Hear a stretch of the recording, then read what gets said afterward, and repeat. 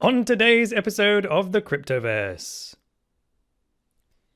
Lisk releases its latest update and takes another big step towards its full release.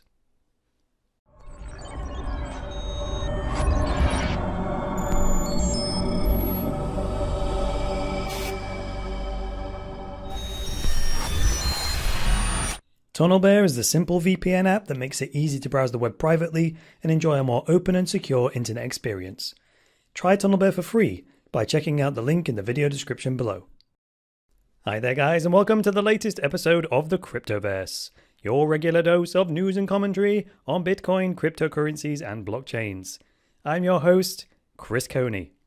Today's the 20th of April 2017.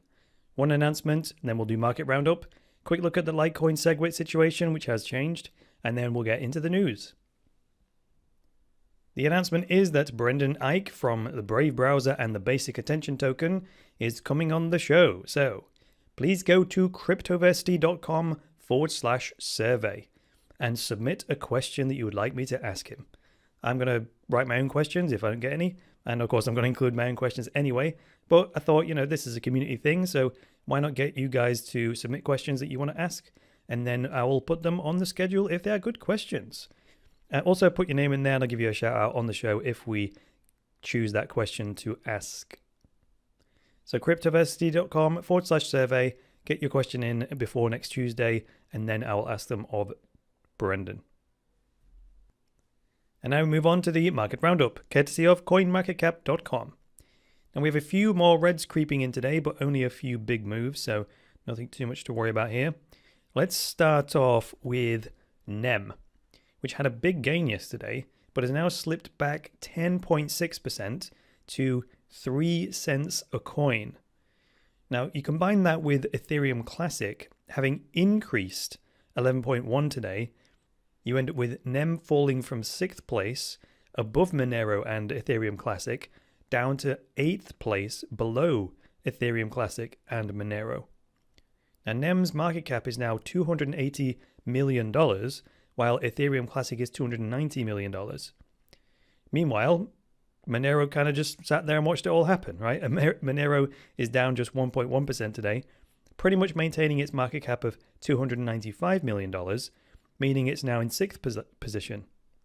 Monero now trading at $20.60. Those three coins are bunched closely together by market cap, and then there's this big leap to the next group, which contains Dash and Litecoin. Both of them are in the, I'll call it the $500 million club. And then the top category is the $1 billion blockchain club with Bitcoin, Ethereum Core, and Ripple in it. And Ethereum Core has now managed to reach a market cap of $4.4 billion. Jeez Louise. Now let's scroll down a bit. We've been talking about Golem recently. Well, Golem has slowed down a bit today, up just 1.8%, still hovering around that 10 cents a coin mark and maintaining its 12th position. Below that, we have Decred jumping back up to the top 20, now in 14th place, thanks to a 15.5% gain, to an overall market cap of $69 million and a coin value of $14.61. Further down, Game Credits, where is it? Here it is. Game Credits has been now bumped out of the top 20 with a 4.5% loss, now sitting at 83 cents a coin. And then right underneath that is Round, which is another gaming-oriented coin, which is up 21.6% today to 5 cents a coin. Now, Round is a bit different to Game Credits because Round is designed to be a decentralized esports platform, which makes it more comparable to peer plays than anything. I think the name Round is analogous to like Round 1 in, say, a first-person shooter or tournament. Now, I said we'd take a look at Litecoin SegWit because something has changed here, and it has changed. I made the assumption that when Litecoin went up to whatever it was, 82% support for the segregated witness technology amongst miners, that it was then going to stay there. Well, it hasn't stayed there. It actually fell back yesterday, and it's fallen back a little bit more today.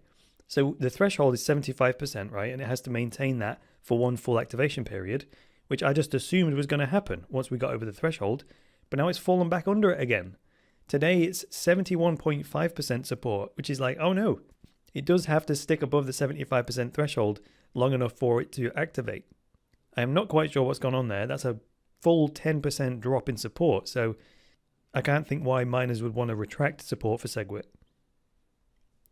In terms of the news then, I've turned to the Cointelegraph, the future of money. This is a William Suberg article.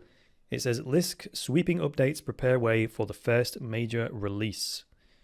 Now, we've already done an update on Waves this week, so now let's take a look at Lisk. I'm not actually going to go into the software because there's nothing to show you at the moment, but I will do that when I've got something to say on it. Now, when I say that we've looked at Waves and now we're going to look at Lisk, I'm not saying that they're exactly comparable. Waves lets you create your own blockchain-based token, while Lisk is more like Ethereum because it allows you to create decentralized apps. And there are a few other important differences between Lisk and Ethereum, which we will get into. So it says here, Swiss crypto valley startup Lisk has announced updates across its suite of products as developers say its first major release is in sight. Well, they say it's in sight, but they don't give any hard dates as to when that might be. I also checked out the Lisk blog, which is what this article is based on, and it doesn't say on there either. And then it goes on to say here in the orange, it says, Lisk is a blockchain application platform using so-called delegated proof-of-stake algorithm to allow users to build grassroots applications in JavaScript. Now, delegated proof-of-stake, or DPoS as it's known, is a consensus approach used by chains like BitShares, Steam, the upcoming PeerPlace project, and probably a few others. And mining is done by having token holders elect witnesses who then take turns in signing blocks, and then they get rewards for that, right? So there's been talk about Ethereum Core moving to proof of stake, but I don't think that's actually happened yet.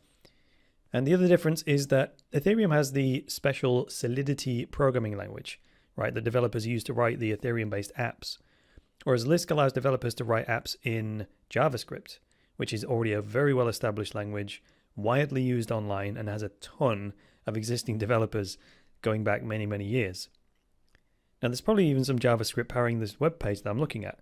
Like if I do a right-click in Google Chrome and click View Page Source, and then say I do a search for the word JavaScript, there, this page is making use of this little JavaScript app to generate that countdown timer that was at the top of the article. Actually, if we click on this countdown.js, we'll actually see the contents of that script. And it says here, look, countdown script version 5.3 written by Mike Geeson. Now, in this particular case, I don't think there's any need for a simple countdown timer to run on a blockchain, but I'm sure there are many other applications that will. Getting back to the article then, right below that it says, its last update was a core software revamp, focusing heavily on security in February, while its stellar crowd sale in March of 2016 raised $8 million and became Germany's most successful crowdfunding campaign in history. Now, I didn't actually know that Lisk came out of Germany, and at the beginning of the article it actually says this is Swiss-based, so I guess that's where they are based now. I've also noticed many of the projects I've been looking at into lately have been coming out of Russia. I think Golem originally was established in Russia.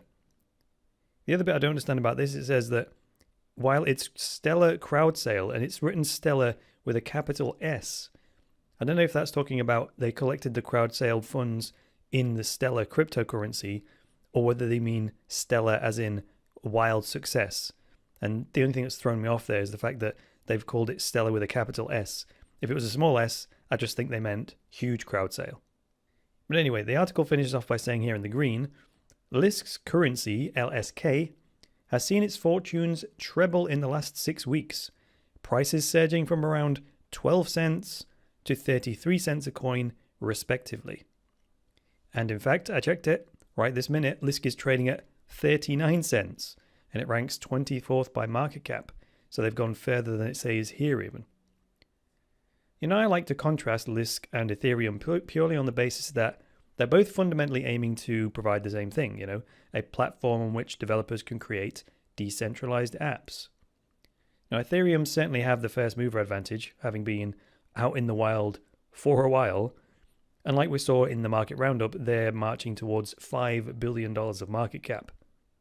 Lisk, on the other hand, have the big benefit of having a ready-made community of JavaScript developers who will be able to start making use of Lisk with little to no learning curve, and that's a big benefit.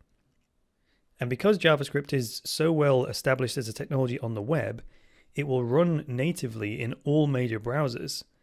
And until web browsers start pre-integrating the ability to connect to the Ethereum network by default, we'll have to continue to rely on browser plugins like MetaMask and the like. So thanks for joining me today, guys. If you liked this episode, hit the like button. If you disliked it, hit the dislike button. Please leave me a comment below with some feedback and get subscribed. And please support the Cryptoverse and boost cryptocurrency adoption by going to cryptoversity.com/podcast and becoming a patron.